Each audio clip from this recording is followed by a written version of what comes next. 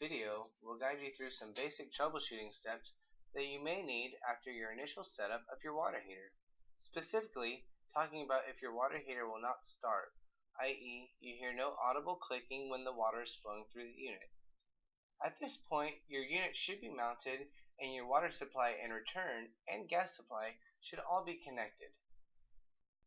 The first step in troubleshooting is to confirm that you have the cold water supply and the hot water return lines connected to the proper corresponding fitting on the unit.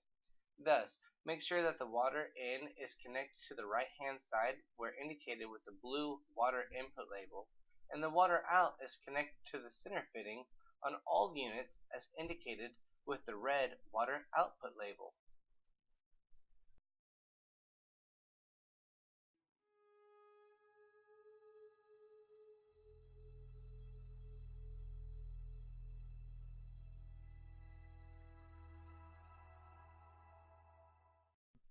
Except the 16-liter model, which has the water out connection on the left hand side of the unit as seen here.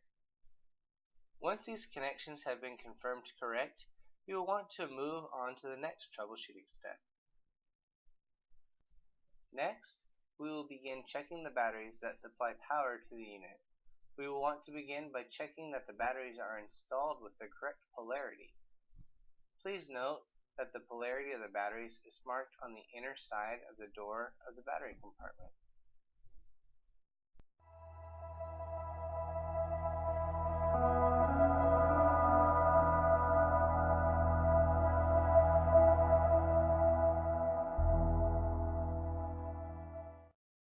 Here is a close-up shot of the battery compartment by itself to emphasize the proper installation directions of the batteries.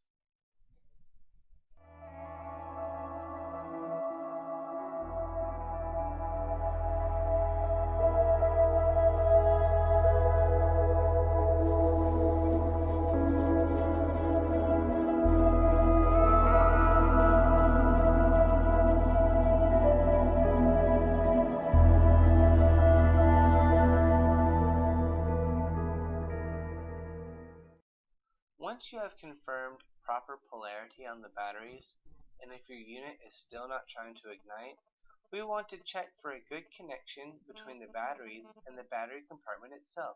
You can do this by gently pulling the small metal tabs inside the battery compartment down towards the door of the battery compartment as seen here in this close-up view. Once you have adjusted the tabs in the battery compartment, please reinsert the batteries properly and check for ignition again.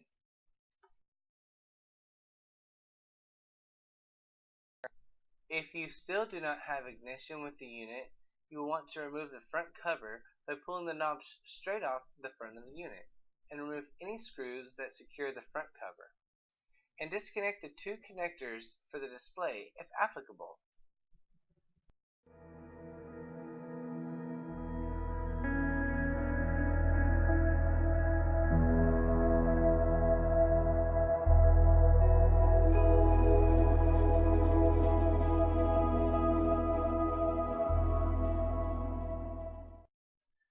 The next step will require a basic multimeter to check voltage on the battery box.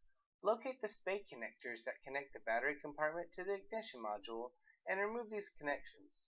Note that the black wire connects to the rear terminal of the battery compartment and the red wire connects to the forward terminal of the battery compartment. Now, set your multimeter to DC current and attach the probes from the multimeter to the terminals on the battery compartment. You should be getting a reading of a minimum of 3 volts in order to provide the unit with enough power to ignite. If you are not receiving 3 volts, then you can remove the batteries and check them individually to make sure that each battery is providing you with a minimum of 1.5 volts. If all voltages read correct, then you will want to move on to the final troubleshooting step of this video.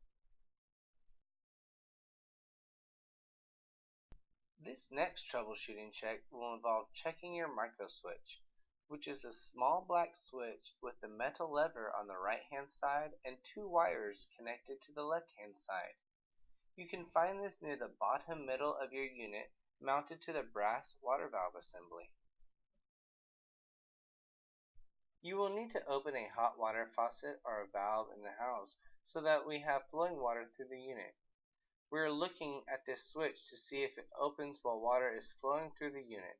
If the switch does not open with water flow, try turning your water flow adjustment knob clockwise towards a small water droplet on the cover, and see if the switch raises at all. If the switch opens at this point, but you do not receive ignition, please check the connections at your battery compartment and the microswitch clip that connects the ignition. If the switch does not open, then you may have low water pressure, a blockage in your water inlet screen, or you may need to make further adjustments to the water valve. Please see our other support video, how to adjust your Marey tankless power gas water heater. If you have adequate pressure, then you will want to shut off your water at your shutoff valve and disconnect your supply line to access your water inlet screen. Please completely remove the inlet screen from the unit as seen here to properly check for debris. We see many new installations that have debris such as thread sealant like tape or putty causing a restriction here. Once you have cleared your water inlet screen, replace it into the unit, reconnect your unit, and see if the unit correctly ignites. If your unit does not properly ignite, then please watch some of our other troubleshooting videos or contact us via the phone or email.